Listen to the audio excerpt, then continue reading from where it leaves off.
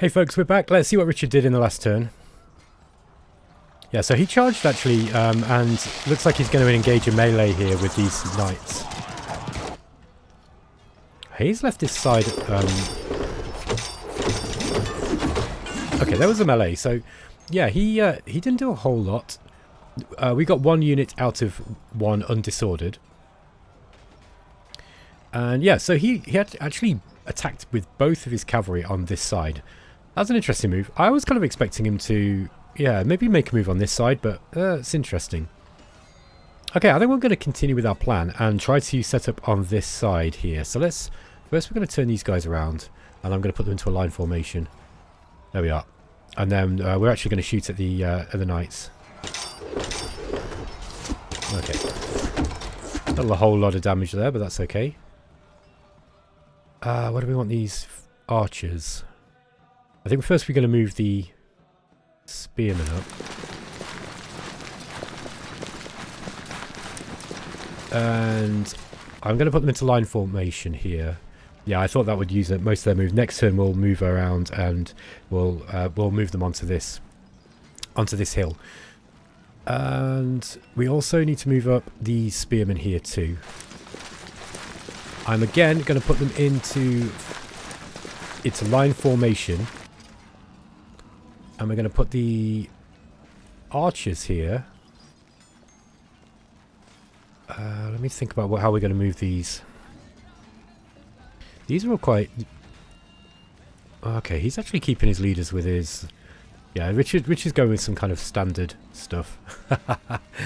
I don't always pair stuff together. I'm just kind of like, yeah, I kind of understand why he's put the leaders with these, because these are strong, right? And the leaders will give you a decent bonus in melee. But I have been playing this a little bit offline, and leaders die really, really easily. Like, so easily. It's kind of crazy how easily they die. I think what we're going to do is...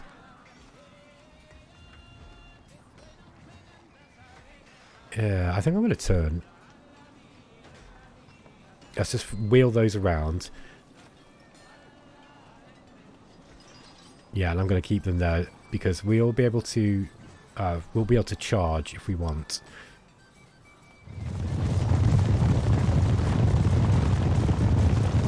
Okay, and then we've turned those as well. So we're going to be threatening a charge. Let's fire at these knights again with the crossbows. That's a bit better. 5 men. They don't have many of these, and it's good victory points for killing these, so that's what we want to be doing. Let's get our leader. Yeah, I kind of want to keep him... close.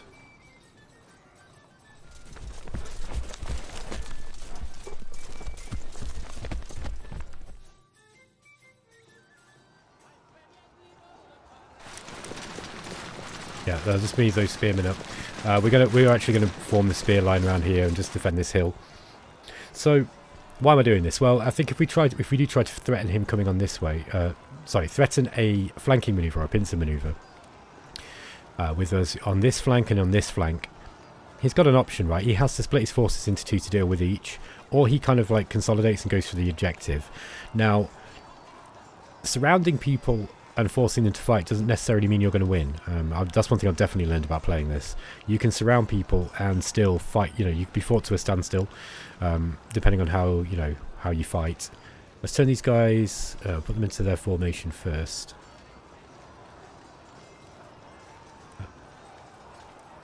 Change formation. There we are. Now, changing formation means you'll get nowhere near as many. Ah, let me just turn this guy to... There we are. Yeah, we want him... Yeah, he can go that way, Okay, we'll bring these up onto the hill.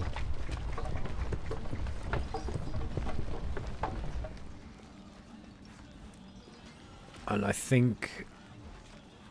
Yeah, let's bring these guys into their line formation too.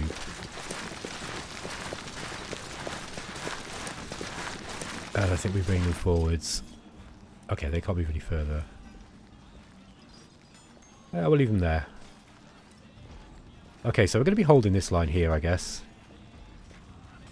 These crossbows are now they're, you know, they can be charged, but he's disordered. Now, I don't think he's within range of his cavalry. He might be able to undisorder those units. I'm not sure about that.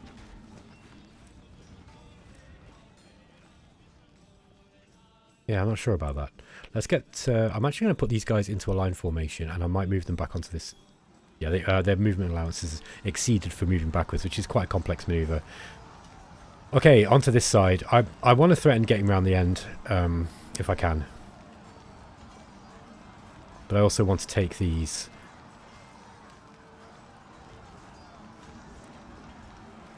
Okay. Yeah, we've got we've got a wing of spears here, so let's bring these guys up.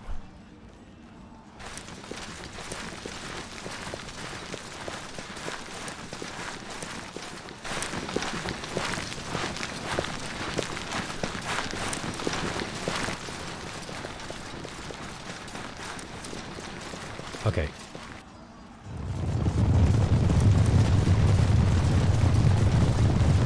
Oh, yeah, of course. I forget you get disordered, don't you, when you move your line units into this terrain. That was a foolish move.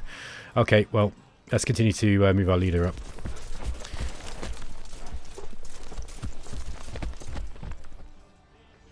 Okay, let's get our leader in here.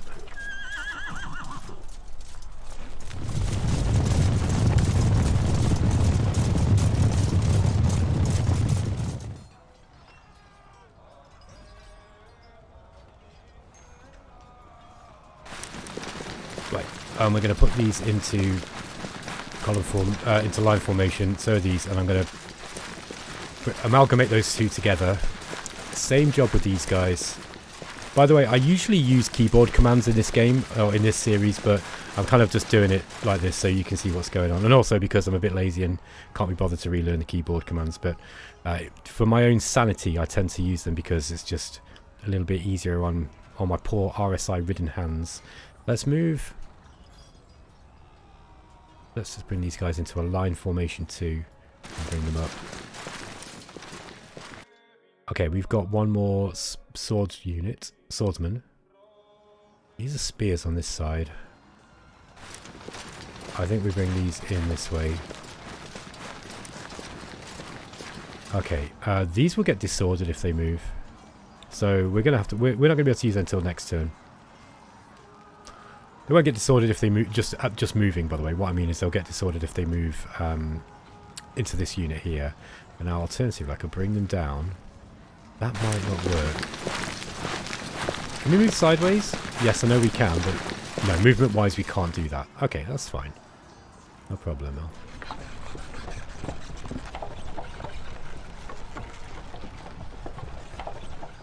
Yeah, that was a bit of a mistake. We'll see what happens. He might actually try to charge through and engage here.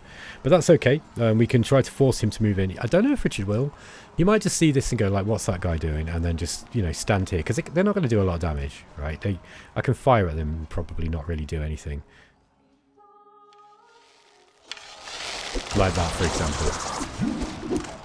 Okay, I think we're pretty much good to go.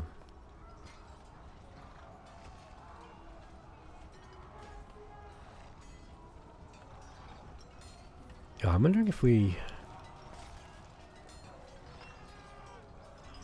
Yeah, these turned, didn't they? Yeah, they turned, so they can't charge this turn. I could just engage. I could just move forwards and engage.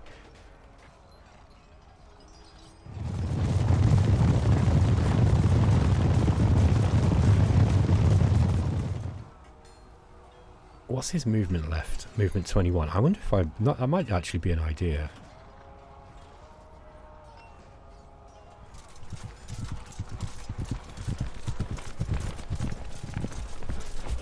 And then turn him that way too.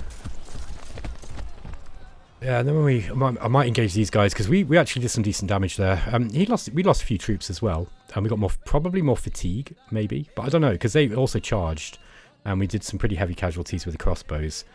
So it's going to be interesting to see what we can do there. 2, 3. Yeah, these guys aren't in any striking range here. Really, what I want to do is try and get these guys around the edge, but we'll see. We'll see what we can get away with. Okay, I think we're good to go there. Now, we're going to end the turn.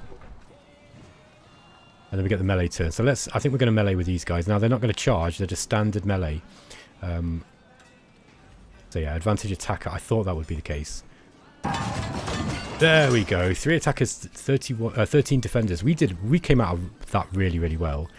He's lost a fair few troops, and that's some good victory points for us. Yeah, so we got 82 victory points. We've lost 14 cavalry and we've killed 29. So we're actually we came out better there, absolutely. And we've driven his cavalry. We're going to have to drive his cavalry off, and they're going to be fatigued. And we barely got any fatigue at all here in our main group here. Look, in this group, and we are closer to our leader, so we're more likely to become ordered. You know, to become undisordered. Let's say next turn. That's going to be it, I think, folks. So I'm going to send this turn over to Richard, and we'll start getting these videos up. Hope you're enjoying the series so far, guys. We'll catch you next time. Take care.